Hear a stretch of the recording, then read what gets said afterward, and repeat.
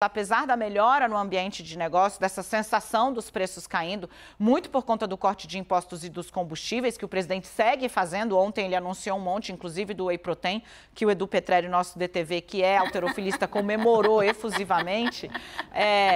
O presidente, gente, ele segue fazendo isso, mas isso levou a ele um avanço na classe média. Para o pobre, que precisa botar leite, ou pão, comida, a inflação de alimentos, ela não cedeu. Pelo contrário, o leite ficou 25% mais caro. A última pesquisa de ESE fala de uma cesta básica no Sul e aqui no Sudeste acima de R$700. O Auxílio Brasil não paga uma cesta básica.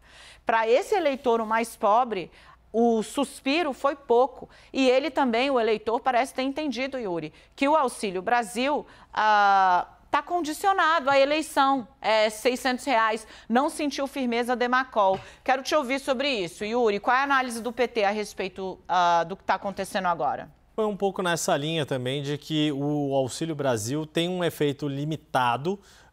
E essas pesquisas dessa semana, não só o Datafolha de ontem, mas a Genial Quest e o IPEC da segunda-feira, acabam demonstrando isso porque Lula consegue manter aquela vantagem entre quem recebe o Auxílio Brasil acima dos 50% dos votos totais. Nas 3 pesquisas ele manteve esse patamar. Mesmo na Quest, quando na penúltima edição havia ocorrido uma queda significativa, ainda assim Lula estava com mais da metade do total de votos nesse segmento que recebe o Auxílio Brasil, que a gente está falando de mais ou menos, numa conta meio de padeiro aqui, sem nenhuma ofensa aos padeiros, de 1/5 do eleitorado brasileiro. Dito tudo isso, qual é a grande questão? O governo aposta que essas medidas vão surtir efeito. E aí, a redução dos combustíveis, de fato, vai agradar o motorista de aplicativo que está conseguindo ter uma renda no fim do mês melhor do que tinha antes do corte dos combustíveis.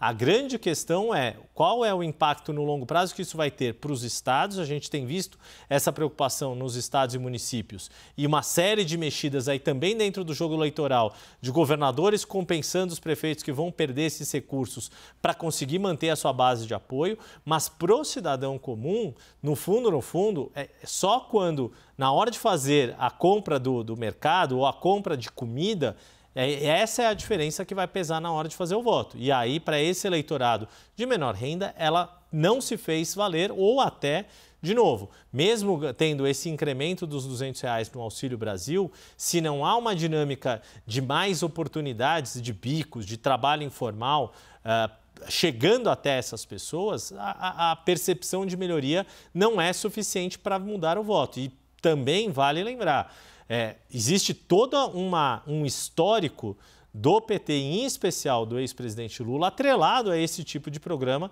que é o herdeiro do Bolsa Família. Não foi de ontem para hoje que esses programas surgiram. O Bolsa Família tem 18 anos de história antes de ser substituído pelo Auxílio Brasil. Haja narrativa para pagar 18 anos de história, desde que o Bolsa Família foi criado lá em 2003. E, Renata, você traz apuração também ainda sobre isso, né? Eu quero te ouvir a respeito disso, porque é o seguinte, né? O governo esperava um efeito maior, não veio nas pesquisas agora.